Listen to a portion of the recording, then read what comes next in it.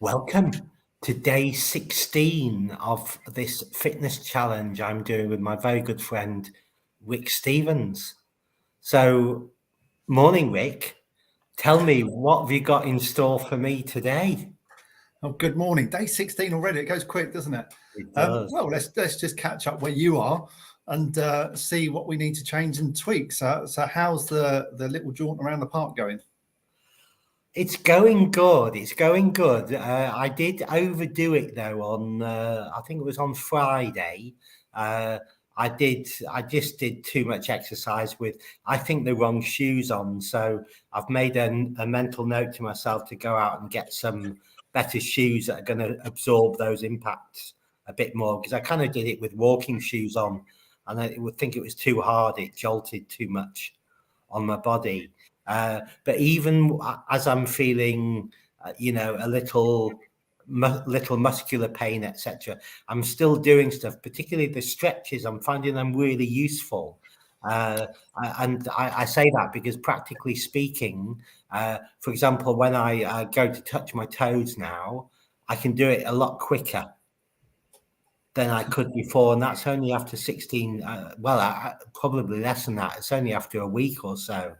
So it really encourages me to keep going on this, even if, I do have a few niggles or whatever in my body.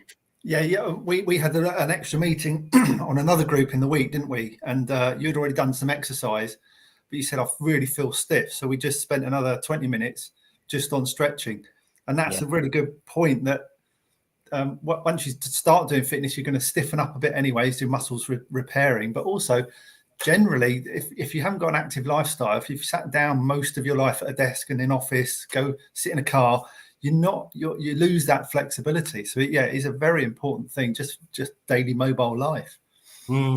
Flexibility is a major thing for me. It's as I get older, I've seen, for example, my parents, even minor movements become difficult and things, and I'm anxious to kick that can down the road as far as I can, to make sure I can maintain a level of flexibility. And all you've got to do really is warm up the muscles nicely, so become more supple, especially so as we get older in age. So it doesn't have to be a vigorous warm up, but just get the blood going through the muscles, and then give them a good stretch, and holding stretches for 30 to 40 seconds gives you a better stretch, rather than a ballistic stretch of 20 seconds, which is just getting the muscles sort of twanging ready for exercise. We want a more progressive longevity with this. So just get them nice and warm, and then sort of stretch them out like you would a nice bit of dough, sort of pulling it out. Right. Yeah, definitely. So how are you going in your how was the route around the park last week then? I know it's school holidays and you're finding good. It was good. What I did was I found myself wanting to, that fast stretch that we talked about going a bit pacier. I actually extended that myself after 3 days of doing it. So I did it for a bit longer. And because I felt I needed that extra challenge. When I do take a break don't really take a break at the bench, but when I pause my walk to do my exercises and stuff, I'm finding my push-ups a lot easier to do than they were when I first started. And even the squats, I feel I've got a greater sense of balance when I'm doing my squats, which indicates to me that kind of the muscles are getting stronger, and it's becoming. So you have big muscle groups in your legs. You've got the quads, 4 big muscles, and that's what makes you go down and up, bending the legs, obviously. But there's loads of little intricate muscles as well that are holding your balance, and they don't take a lot of tweaking. It's just turning them on, basically. So the more you do, the more they go, oh, I know what to do. So they don't sort of break. They're not the big muscles that make the big improvements, but they're really important to hold your balance, which is so great as you get older in life. One of the biggest killers, because of broken hips and other injuries as you get older, is falling over. So if you can stand up for longer and better balance, then all the better. and that's been a big breakthrough moment for me, because I think the last day 12 it would have been, or my last posting on this, I did a bit of a soliloquy, and I explained that one of the major things that's just happened for me now is I've rediscovered my balance point. So my balance point was quite far back towards the heel of my foot, whereas now it's basically an inch or so behind the toes. The little things I've noticed in your movements and the little bits that I've seen, and it's very sort of a general thing in lots of people, is you use momentum to get up.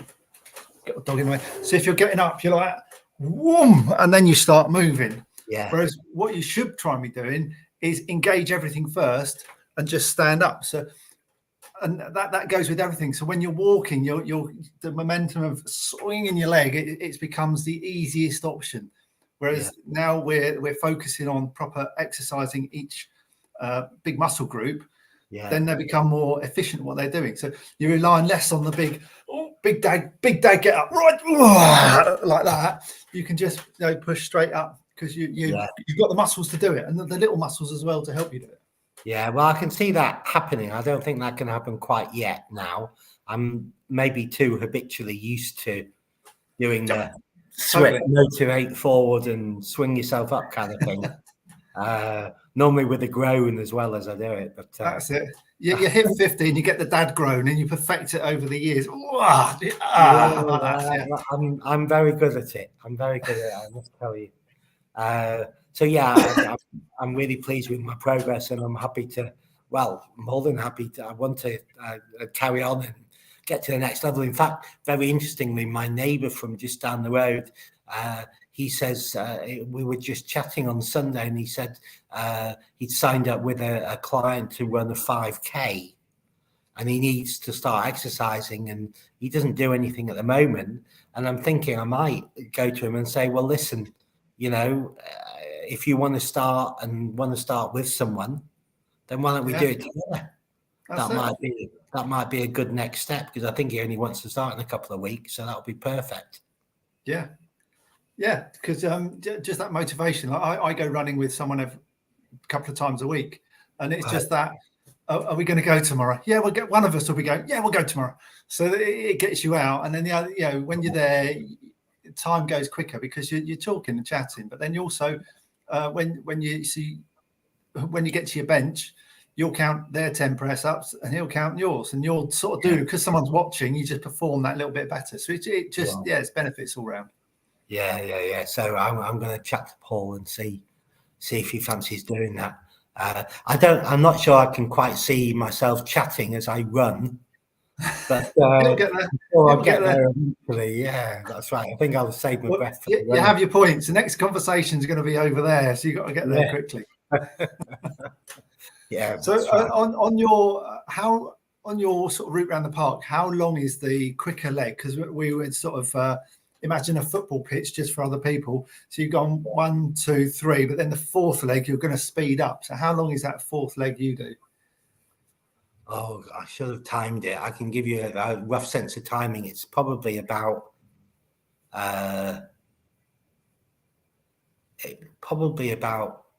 40 seconds. Excellent. Yeah. 40 seconds. Yeah, it's about that distance. So you don't need to make it any longer. What you need to do is make it quicker. So if you break out into a little jog just for that section, if you can do that for that distance, then that's the next step. Because what we want you to do is a bit of a sort of interval type training. So we're going to build it up. So we're going to get a sprint, or as fast as you can, and then a recovery phase, and then fast as you can again, and then a recovery phase. So I'm sure you appreciate you've walked faster to the bench, you've done your exercise, you're a bit blown out then, and then the first sort of stint of your run or walk or whatever is quite hard, because you're getting the heart rate down again to build up for it. So that's all we're doing, is like pushing the heart rate up that little bit more each time to get it going. Right. Okay. Well, I'll try that. Unfortunately, I've not got my fitness tracker thing back yet, but that doesn't stop me. I know where my heart is, and I know when it's beating. So and you know when it's beating fast as well, I'm yeah, sure. exactly. Yeah. So that won't stop me. Right. Okay. So running. Well, is it running? Is it sprinting as fast as I can, or is it jogging As fast first of as all? you can, as fast as you can to do 3 times. So Okay. it's your judge. So it's not like a full out sprint, because I don't want you to stop until you get home, if you like. So it's Right. just let's raise that pulse rate, so make it harder. So if it is too easy, next time put a bit more effort into it. So Okay. it's maintaining a higher rate of exercise just for that short sprint, if you like, and then Right. carrying on. But you've got to try not to stop. Obviously, you're going to stop to do your exercises, but you know, the overall stoppage, don't stop until you get back home. If you go too fast, you'll be like blowing out, and you want to stop to take that breath. So we want to avoid that over exertion. Okay. I think I need to get these new shoes. I'm not sure the shoes I've got are suitable for running in, but If you get some decent trainers, you'll be like knocking minutes off, not seconds. right. Okay. So that's my task for later on this afternoon then. Brilliant. Okay. So is there anything else? Shall I carry on with the stretches and stuff like that? Just that. Most definitely. So when you get home, have a good stretch. So you got your hamstrings, your calves, and then the upper body as well. How important is the stretch before you go out? So the concept of you have a warm up. So that's get the muscles warm, and the synovial joints, the hinge joints, get the cartilage warmed up, and the synovial fluid in the joint warmed up. So then that prevents tears. And then you have a little stretch just to sort of wake the muscles up. So just a quick sort of go through a nice extending the hamstring or the calf, what the stretch is, just to sort of pulling a little elastic band, warming it up a bit. But that's just to prepare it for the activity ahead, rather than at the end of the exercise spend longer in a stretch position to actually stretch the fibers, because the muscle is nice and warm by then. Got you. Okay. And that means that as it cools down, it maintains a greater length, does it? Yeah. I've got you. Yeah, right, that's brilliant. I've got my tasks. I'm all ready for, and the next time I'll see you will be day 20. My goodness, I can't believe we're more than halfway through this. Wow. Right. Yeah, we'll chuck a few more exercises in for your stoppage on the bench as you go around, but we'll chuck a few more exercises in, and then be doing your 5K in 5 months, easy. Good job. Thank you very much, Rik. Have a wonderful day. And you. See you on Thursday. Yeah. Good luck for the rest of the week. Cheers, fella. Bye. Bye-bye.